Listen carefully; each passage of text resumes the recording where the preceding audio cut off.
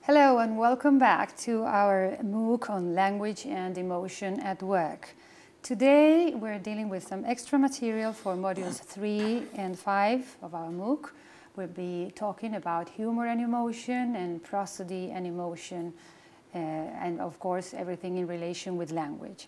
We are here in conversation with Salvatore Attardo and Lucy Pickering, both from Texas A&M University Commerce, and we welcome them. Welcome to Spain and to Madrid and to our MOOC.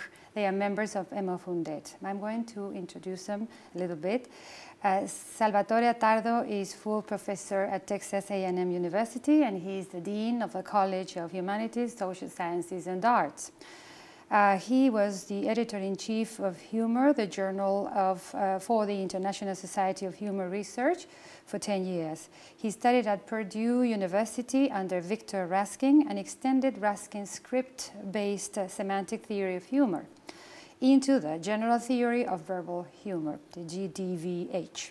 He publishes in the field of humor in literature and is considered to be one of the top authorities in the area. Dr. Attardo holds degrees from the Catholic University of Milan in 1986 and Purdue University, his PhD in 1991. He has published on the linguistics of humor, pragmatics and semantics, primarily on issues relating to implicatures, irony, rationality, and more generally on neo-Grecian pragmatics. His other areas of interest are in social linguistics, cognitive linguistics, and computational semantics. His publications are numerous and varied, and for that reason I will not mention them all here. You can see them on his website. I will only here mention his most recent work as editor of the Routledge Handbook of Language and Humor in 2016, this year. But of course he has a long list of other books and articles in both refereed journals and books. He is also a member of our research group and project emoción, as I have said, something we are very proud of, by the way. So welcome again, Salvatore. Lucy Pickering is a professor and director of the Applied Linguistics Laboratory at Texas A&M University Commerce. She received her PhD in Applied Linguistics in 1999 from the University of Florida.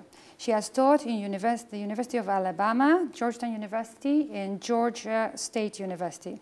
Her research program is focused on spoken discourse.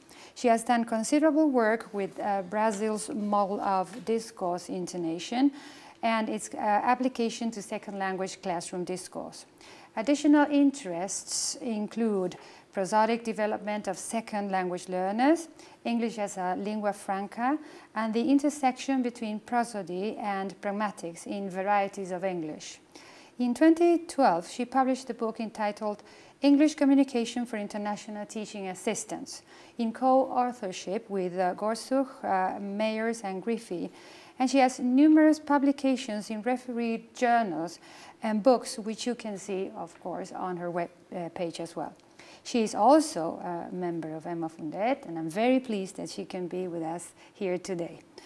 We welcome you both to Madrid, to the UNED. Many thanks for being here and for having accepted my invitation to this interview, which I'm sure will turn out to be very interesting for all the people following us in this MOOC.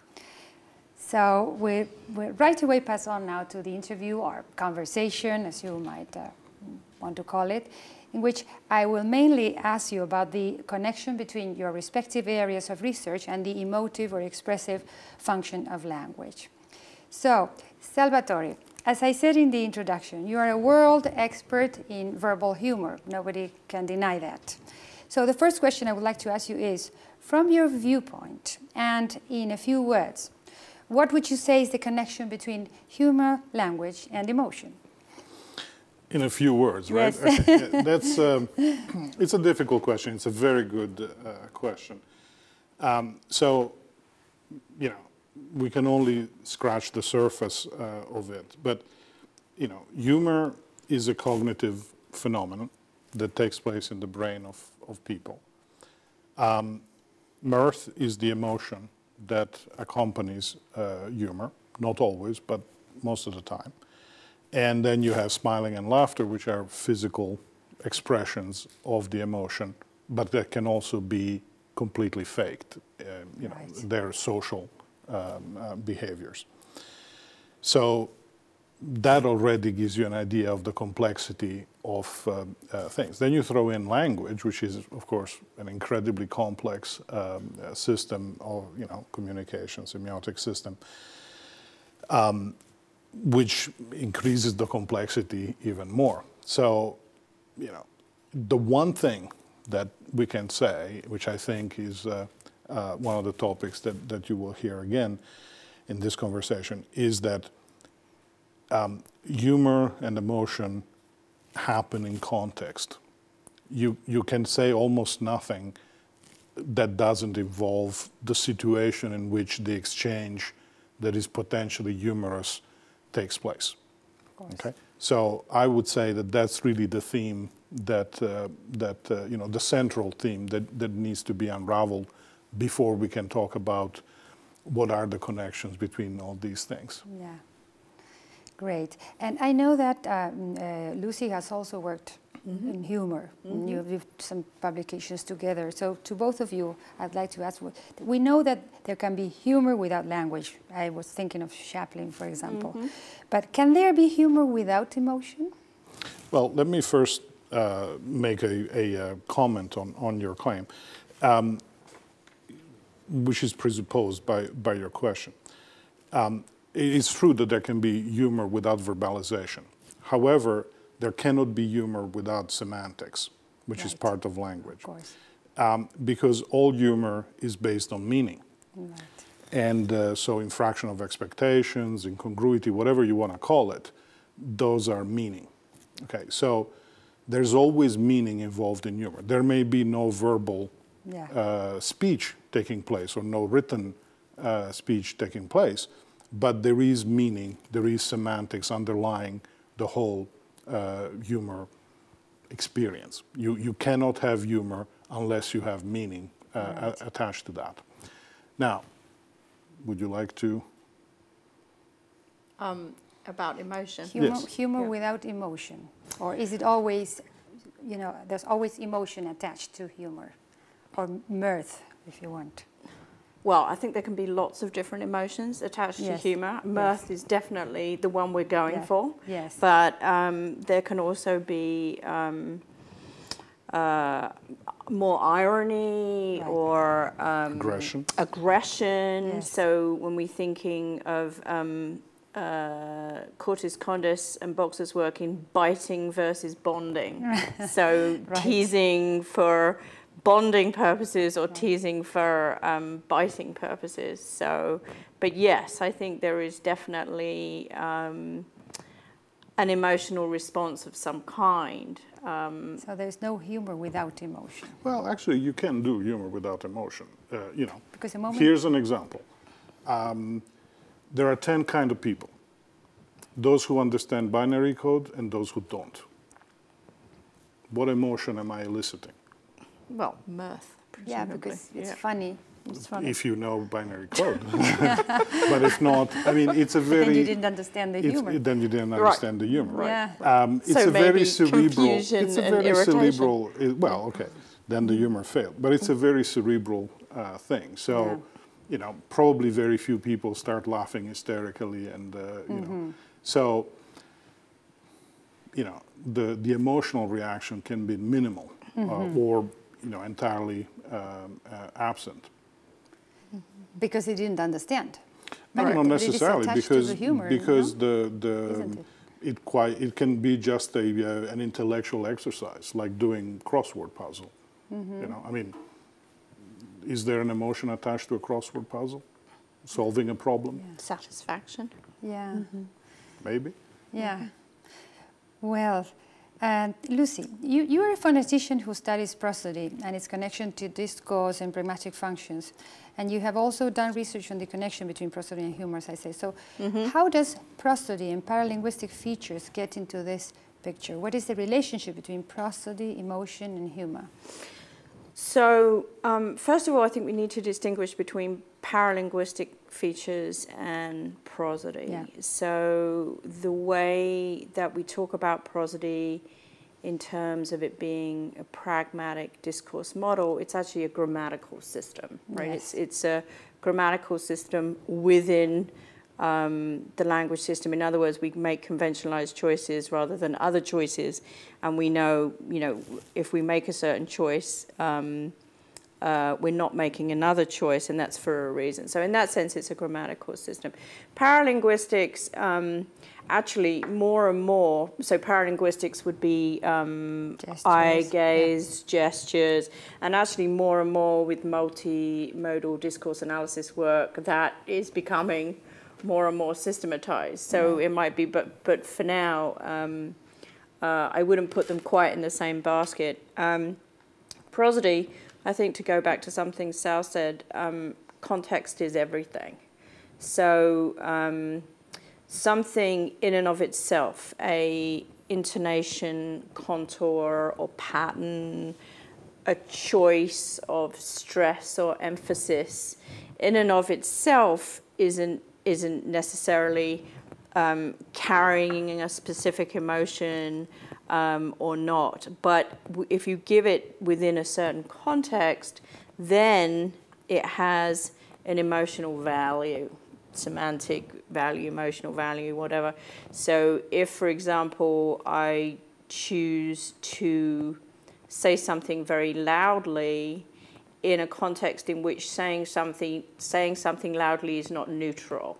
So a neutral context might be that we're in a club and you can't hear me, and or I'm talking to a class, so I'm speaking out to the back. A neutral context would be that. A non-neutral context would be if I was sitting talking to you now and suddenly I say something incredibly loudly. So this would be totally discordant with the situation. So then you as a hearer say, you try and fit that into your world of understanding what prosody means. So you say, why is she suddenly talking really loudly? Is she angry with me? Is she upset about something? Is something happening that I can't see or hear?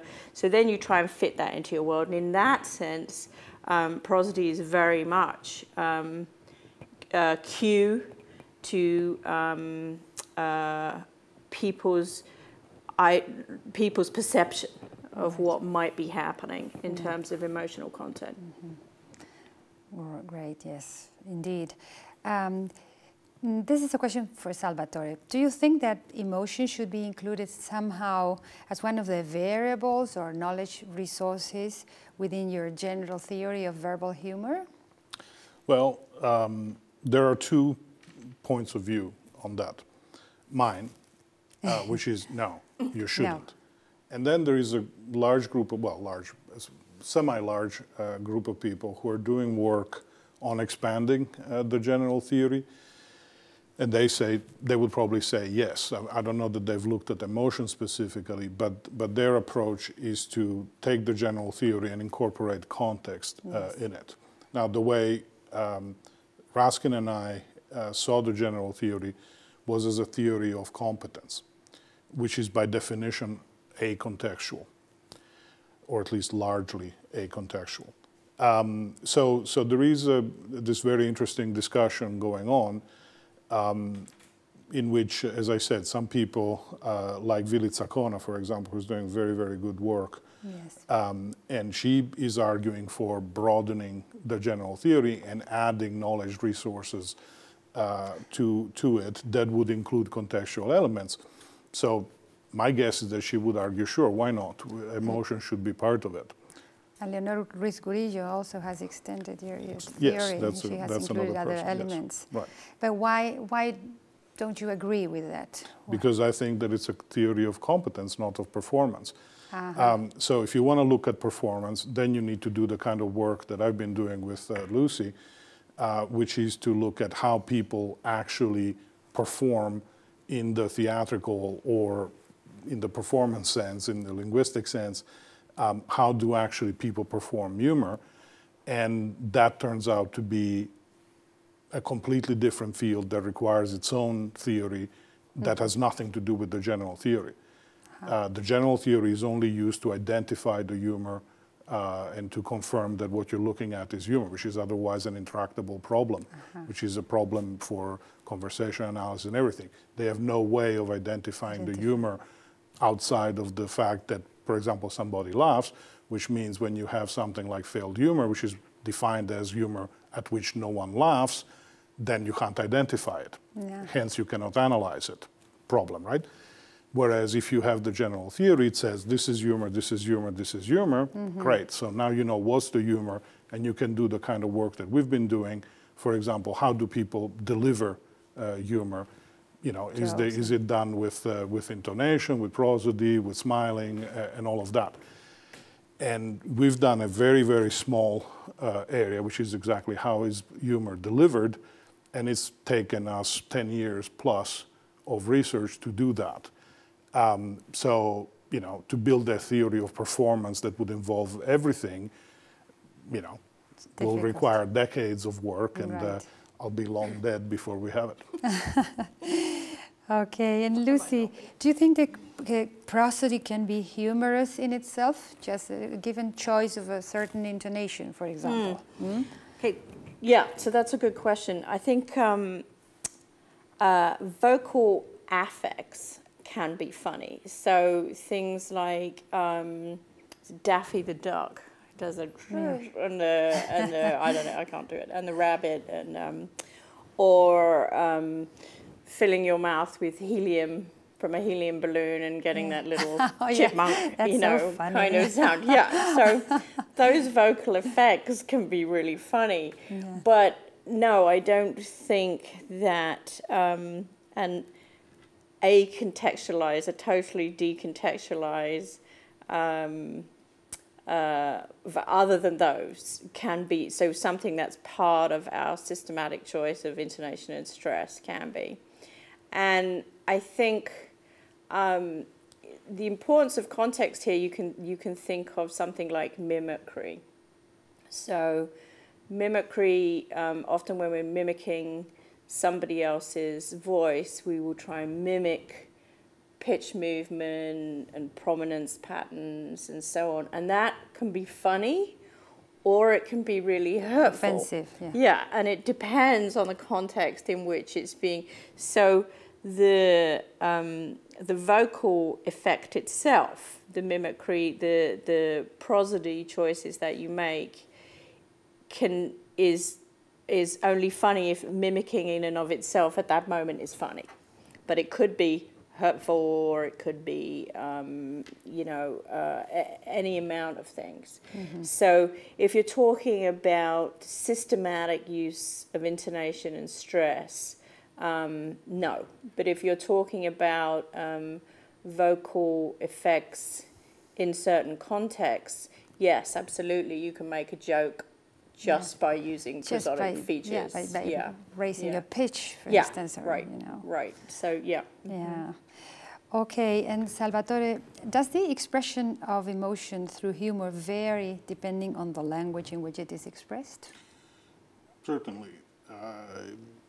There's actually not been a lot of research on the subject, but we can infer it from a number of clues.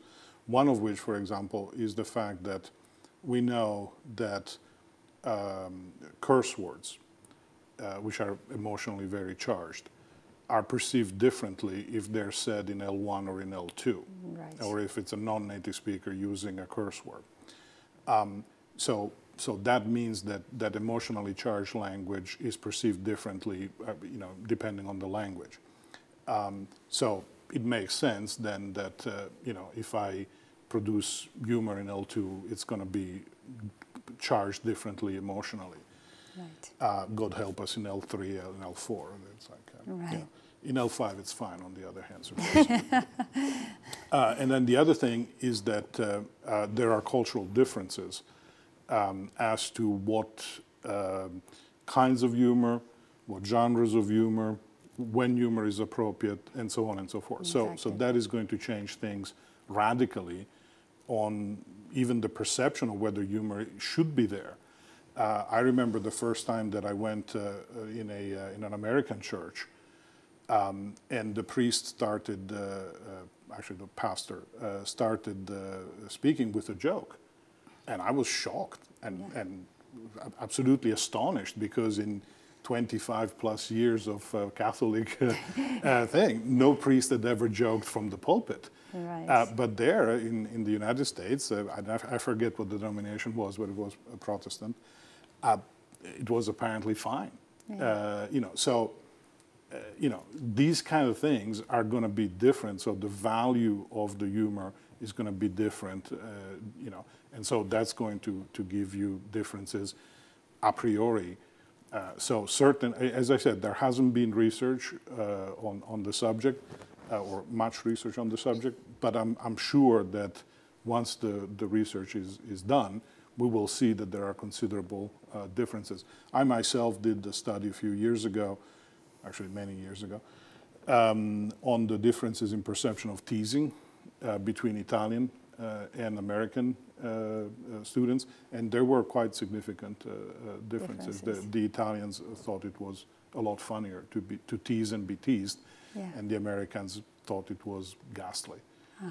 And very aggressive. That takes us to the concept of well, what we have called in our group emotional bilingualism or emotional multilingualism, because we think that you do not become totally, well, totally, if that could be, if that exists, you know, totally bilingual or multilingual, if you're not emotionally competent, if you don't know how to behave emotionally in different situations. So just those you were presenting in your examples, you know, because if you have to know that if you go to a mass in the United States, you might find a priest or pastor joking, which is not the case here. Or so you have to know how to behave appropriately according to the emotional context. Yeah, yeah. We there has been limited work on that, although there's a fabulous book by Pavlenko, 2006 or 7,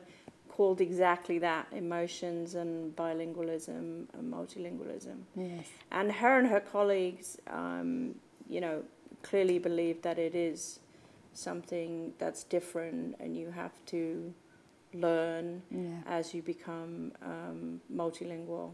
Yes. I am relentlessly monolingual, so I can't... well, you have two cultures. You have British and you live in the States. That's true. So, that's true. Even though you speak the same language, well, you know that they say they are two countries separated by the same language. That's absolutely true. Yes, they do. And I'm sure that even in, you know, in emotional context, you behave differently. So, well, I know they do. I've been told since I've been in America that I sometimes come across as too aggressive in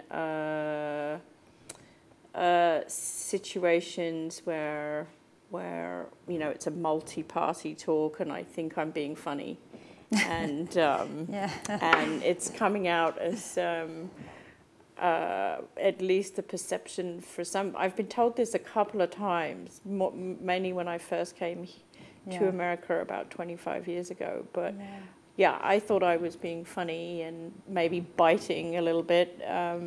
Well, you know, British people are famous for their understatement and using irony a lot, and which is not so much the case in America.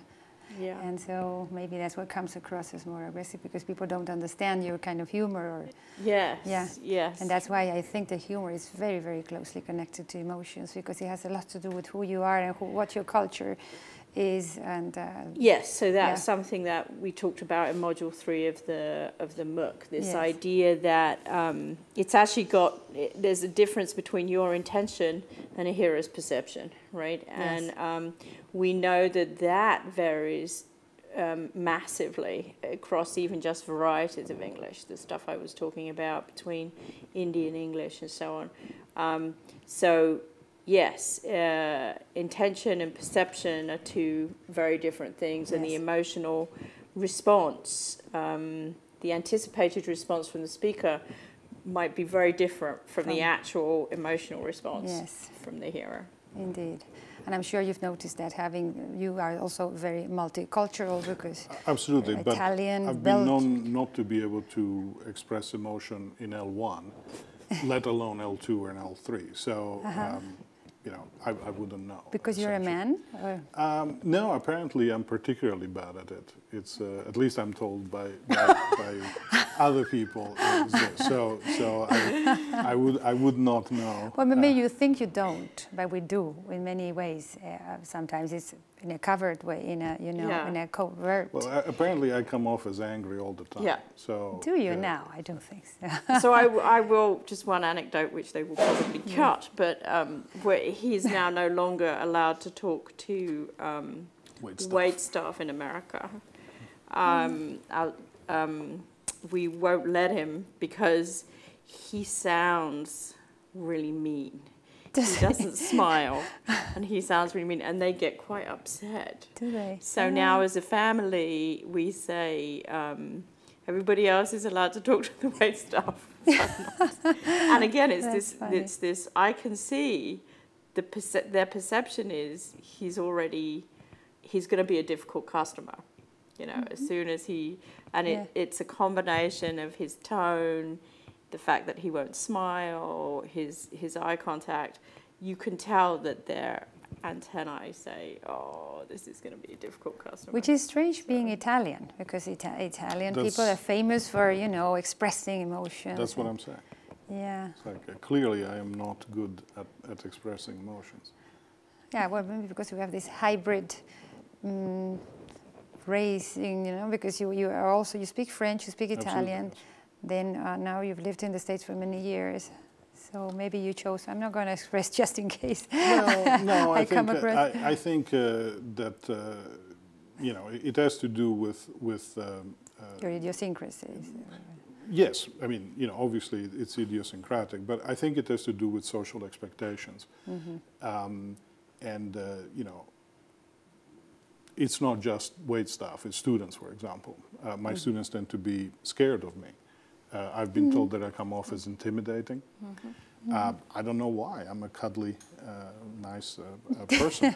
But the fact that you laugh says, probably I don't look like it, but in fact I am. Yes, you see, and now you're smiling. But yes, But my students have been known to go to Lucy and say, "Could you ask Sal if I think some people are better than others at expressing emotions." Yes. And so would you say it was part of emotional intelligence? I'm an emotional cretin. Yes, I understand what you're saying. Well, there is in fact an illness, or I don't know if it's called an illness or some kind of mental thing that's called Alexithymia, which is the impossibility of expressing emotions, but that's not your case because it has to do with autistic people. I was going to say I express plenty of emotions. There are plenty the wrong ones.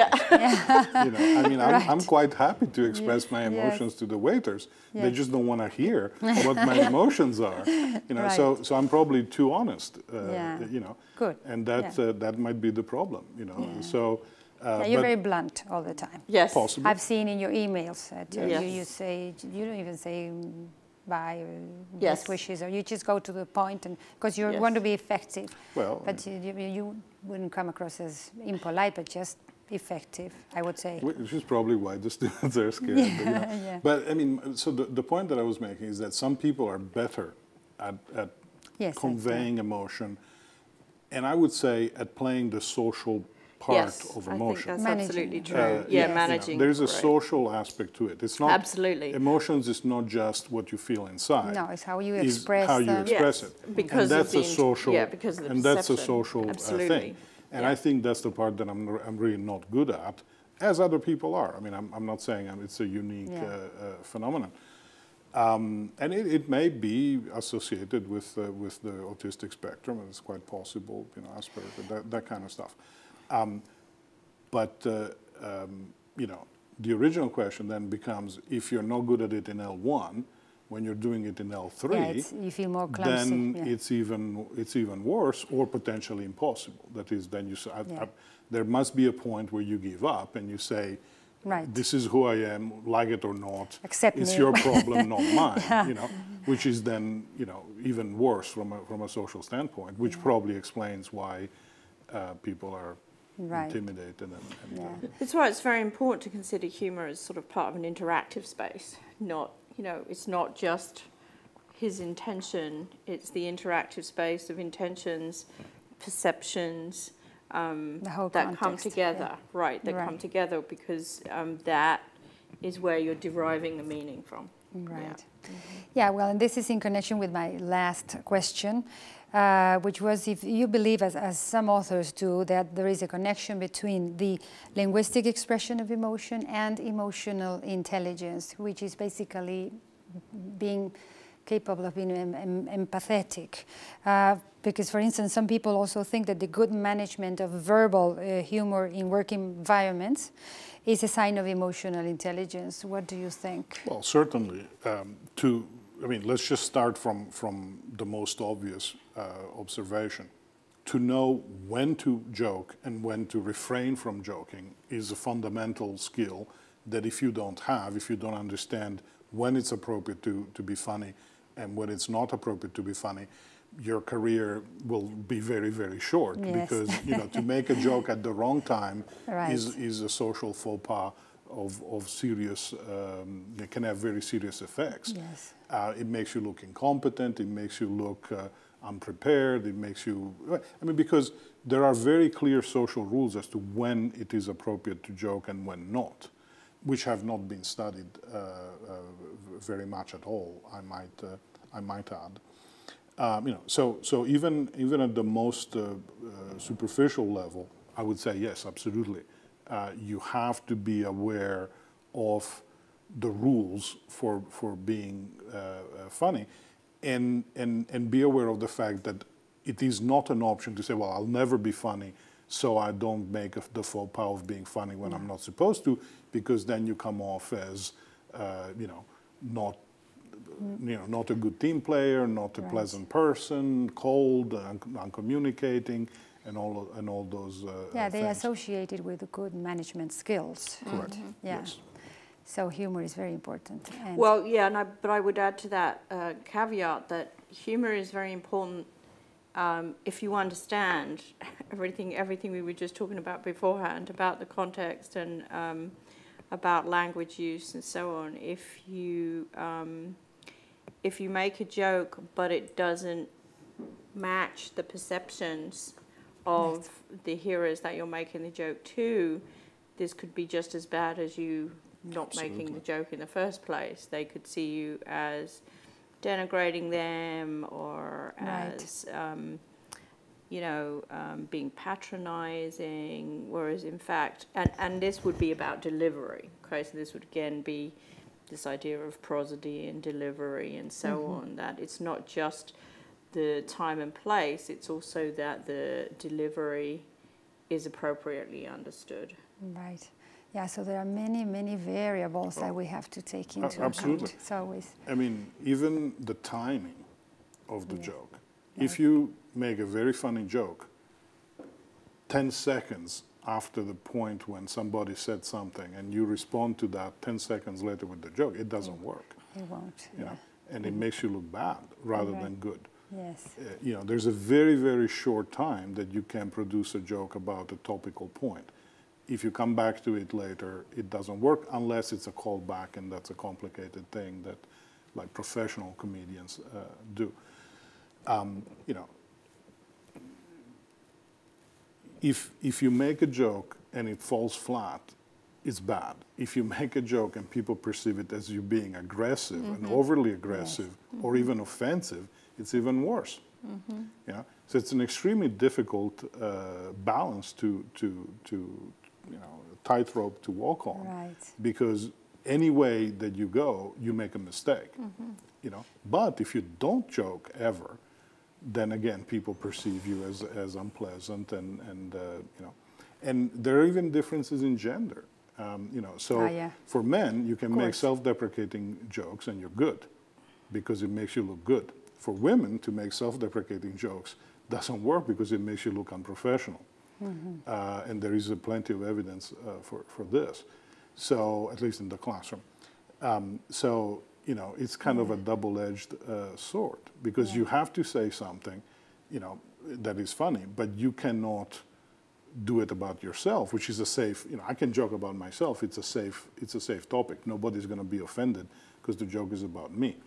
But a woman cannot do that because it's going to make her look bad. So that's why you joke about the weather or things like that, which you can sort of relatively safely assume nobody's going to be offended if you make a joke about the weather or traffic or that kind of topics. Well, I suppose it also depends on the context. I suppose that among women friends we can self-deprecate, and not in an academic context, as you were saying, perhaps. Right. But also in an academic context, it depends. Depends. So if we look at international teaching assistant research, for example, we look, which is a big area in America where non-native speakers and native speakers, graduate students are teaching in the classroom. A teacher who jokes all the time is not given as high evaluations as a teacher who's considered to be sort of kind, competent, and sincere. So again, it's part of this idea of perception. You know, are you perceived as being kind? Well, sometimes non-native speakers are not perceived as being kind because of the intonation that they use. Yes, as you were explaining. That people think they are uninterested or unnecessarily aggressive. So then humor doesn't necessarily work very well either. So it really does come down to expectations of hearers. If the hearers already perceive you as kind and competent, even if whether you're a man or a woman, they will be happier for you, you know, to listen to your jokes or self-deprecating or you know, but they already have to have that perception of you to begin with. Humor is not going to alone make up for that issue. Okay, so we've come to the end of this interview. Thank you very much for accompanying us today. It was really a pleasure to be in conversation with you. And so this is the end of this extra material for units, for modules 3 and 5. And see you in the next module. Bye.